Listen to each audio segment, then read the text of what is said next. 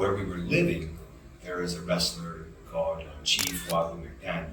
I don't know if you've heard of him, but he's Ric Flair called him the toughest wrestler that he's ever fought, ever, compared to every other wrestler. And he's a WWE Hall of Famer. So he was my first trainer. So I started with him, but he got terminal cancer, and he actually died maybe 4 months into the training. Oh wow! Yeah. So it was not good.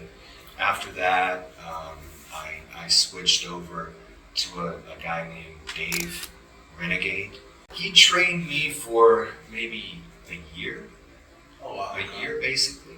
After that, I met Ivan Koloff. Yeah, we call him Brother Ivan Koloff. Brother Ivan. And I worked with him. I was lucky to live in an area where a lot of wrestlers retired. They lived there. And a lot of them either opened schools or they were a part of the indie scene at the time. So you had a lot of access to either go train at one of their, like usually it would be at their house in the backyard. They had a ring.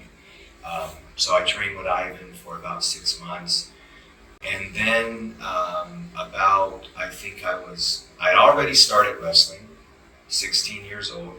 I started wrestling. My first matches were squash matches. I would get destroyed.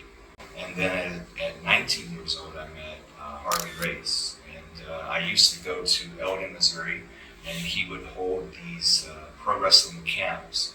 I went at the same time with Kenny Omega. He was there. Bobby Fish was there, and some other wrestlers that are successful now.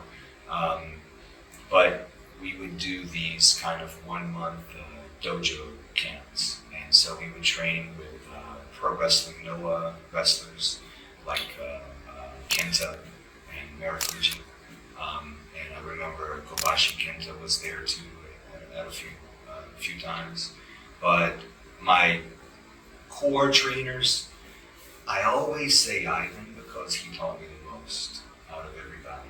I was trained with Harley, but at that time his health was diminished, and they were more like lectures with the other guys kind of teaching.